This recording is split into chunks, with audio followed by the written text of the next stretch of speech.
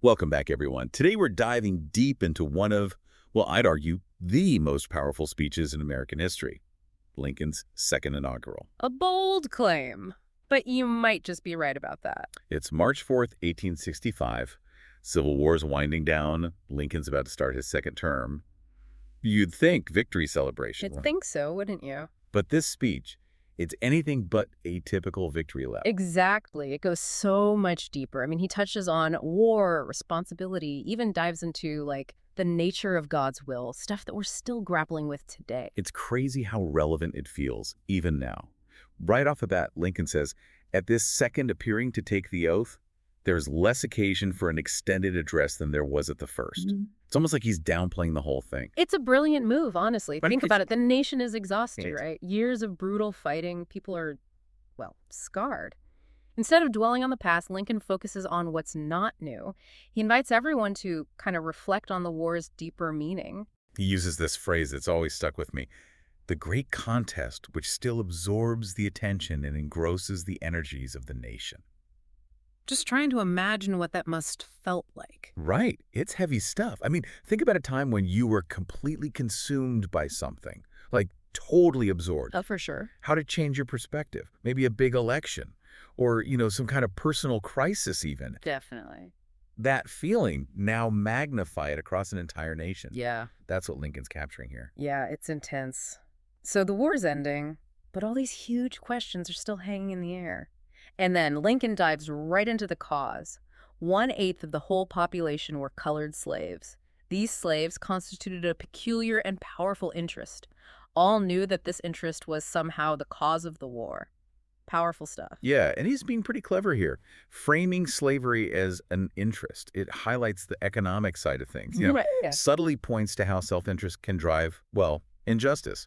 And that's something that's still relevant today, big time. Oh, absolutely. And then he drops this line that always blows my mind. Neither party expected for the war the magnitude or the duration which it has already attained. It's like, whoa, no one saw this Oh, coming. nobody. North, South. No, nobody. It makes you rethink how we view historical figures, Yeah.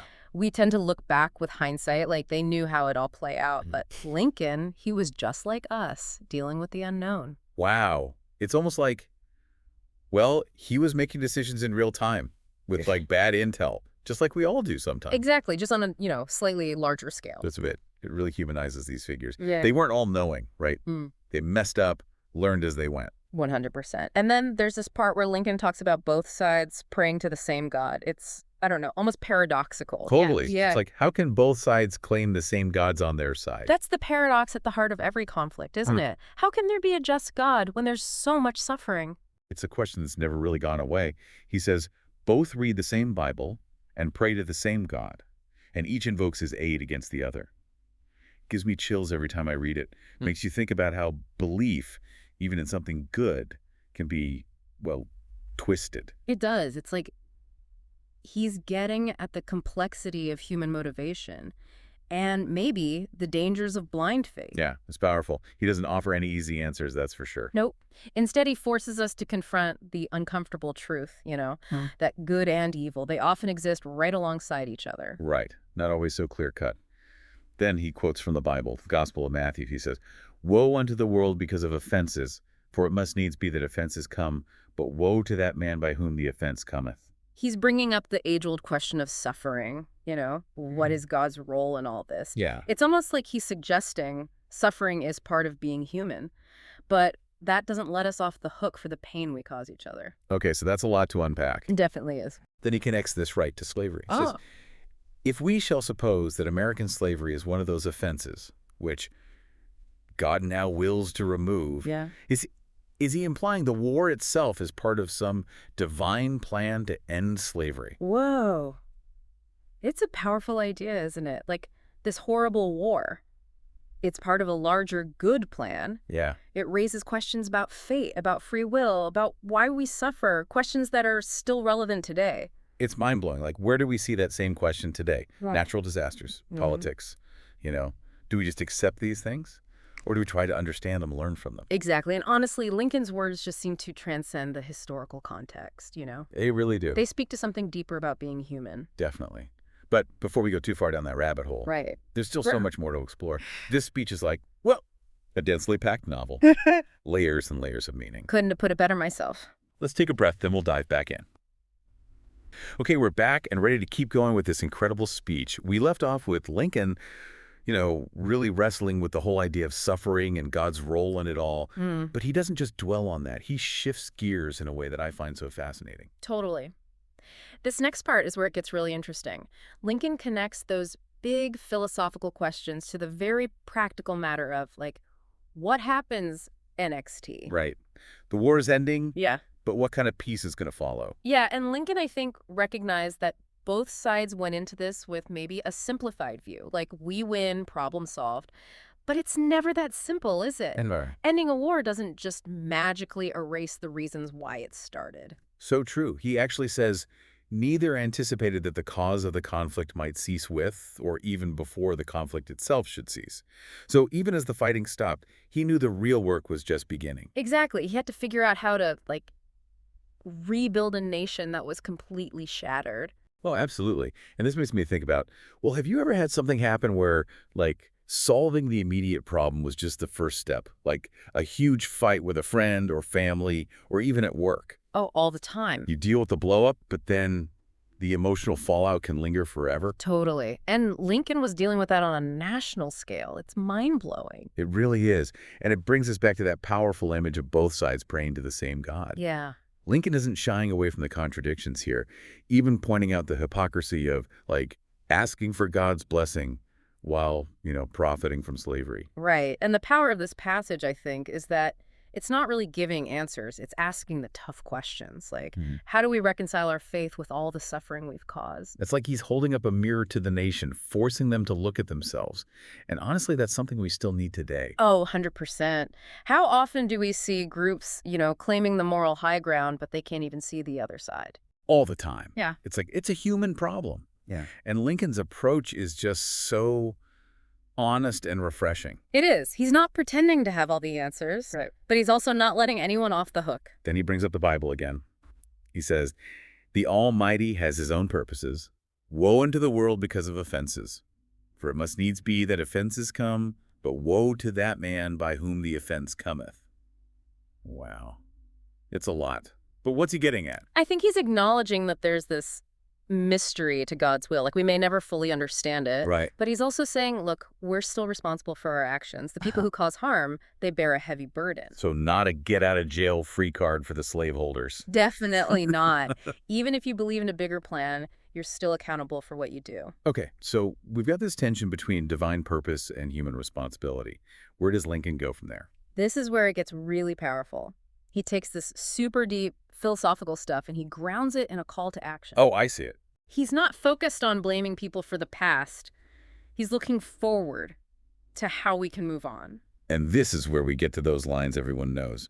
With malice toward none, with charity for all, with firmness in the right, as God gives us to see the right, let us strive on to finish the work we're in, to bind up the nation's wounds. Yeah, it's been quoted a million times, but it never gets old. Never. And think about the context. He's saying this right after a brutal civil war. It's like radical forgiveness. It really is. He's calling for reconciliation, not revenge. It's a message that I think we desperately need to hear today. Oh, big time. We're so quick to, demonize people who disagree with us. Lincoln's saying have some charity, and it feels almost revolutionary. Right. And he's not saying we should ignore injustice or pretend everything's okay, but he's reminding us that we have to see each other as human, even those we see as enemies. That's powerful. And he doesn't stop there. He keeps going. To care for him who shall have borne the battle, and for his widow and his orphan, to do all which may achieve and cherish a just and a lasting peace among ourselves and with all nations. It's not just talk. He's laying out a plan. A blueprint for rebuilding. And notice how it goes beyond just America. He's talking about peace with all nations. Wow. Yeah, it's huge. He's saying that real peace has to be based on justice and compassion. Everywhere. It's a global vision. And it's coming from a guy who just led his country through a horrific civil war. inspiring. Okay, I'm starting to see why this speech is considered so timeless. It's like Mhm. Lincoln's asking these questions that are still relevant today. How do we deal with division? How do we rebuild after conflict? How do we create a better world? Exactly. And what's amazing is that he doesn't offer easy answers. He recognizes how complex it all is. But even in the face of all that, he chooses hope. Yeah. He chooses to believe in the possibility of a better future. And he's not just telling people what to think. He's inviting them to, like, join him in building that future. 100%. It's like he's saying, look, we've been through hell. Let's roll up our sleeves and create something better. I love that. Yeah. And honestly, that's something we all can draw inspiration from. Absolutely, no matter what challenges we're facing. I'm so eager to hear how Lincoln lays out his vision for the future in this speech. But I feel like we've covered a lot of ground already. We have, from deep theological debates to like the nitty-gritty of rebuilding a nation. It's a testament to how powerful the speech is, you know. It weaves together all these different themes. Seamlessly, it's amazing. Truly. Let's take a quick break, then we'll come back and dive into Lincoln's concluding remarks and what they mean for us today. Okay, we're back and ready to wrap up our deep dive into Lincoln's second inaugural. We've been through his reflections on the war, the mysteries of faith, that powerful call for forgiveness. And now we're at the conclusion. And it doesn't disappoint. This last part, it's just as thought-provoking as everything that came before it. Seriously, Lincoln, he manages to balance this, somber acknowledgement of everything that happened with this incredible sense of hope for the future. He doesn't shy away from the pain, but he doesn't let it define the nation either. He just refuses to, and it's beautiful. It is. He famously says, with malice toward none, with charity for all, with firmness in the right, as God gives us to see the right. Let us strive on to finish the work we are in, to bind up the nation's wounds. I mean, come on. It's been quoted a zillion times, but it still hits hard. It does, doesn't it? Imagine having the audacity to say that right after a civil war. It's just, wow. He's calling for reconciliation, not revenge. And honestly, it's a message that feels so relevant today. Oh, absolutely. We're so divided these days. Yeah. So quick to cancel anyone who disagrees with us. Right. But Lincoln saying have some charity, it feels almost, I don't know, rebellious now. It does. He's not saying we should ignore injustice or pretend everything is fine, but he's saying to really heal, we have to see each other as human, even the people we disagree with. Even our enemies. Yeah. And he goes on to say, to care for him who shall have borne the battle, and for his widow and his orphan, to do all which may achieve and cherish a just and a lasting peace among ourselves and with all nations. It's not just this vague idea of peace either. He's giving concrete steps, a plan. He's putting action behind his words. And look how he expands it outward, too. Peace within America, sure, but also with all nations. Global peace, grounded in justice. It's amazing. It's huge. Yeah. So Lincoln's second inaugural, it's not just a speech. It's a guide, a blueprint for a better future. A reminder that even in the darkest times, we can choose hope. We can choose to work towards a better world. And not just for ourselves, but for everyone. Exactly. So if Lincoln were here today, in Right. our world with all its problems, what do you think his message would be? I think he'd challenge us to look past our differences, to find things we agree on, work together to build something better. Yeah. He'd probably remind us that we're all connected, We are. What affects one of us affects us all. Our strength is in unity. Oh, he'd definitely say that. Maybe even with a bit of that dry humor he was known for. For sure. Folks, arguing isn't going to solve anything. Yeah. Let's roll up our sleeves, remember malice toward none, with charity for all, and get to work. Exactly. What an incredible speech. I'm always blown away by it. Me too. I'm so glad we got to do this deep dive. Seriously, it's given me a lot to think about. Me too. And I hope our listeners feel the same. Go read the whole speech if you haven't already.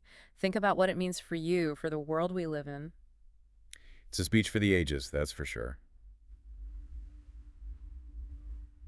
Thanks for joining us on this journey, everyone. And as Lincoln said, let's keep striving for a better tomorrow.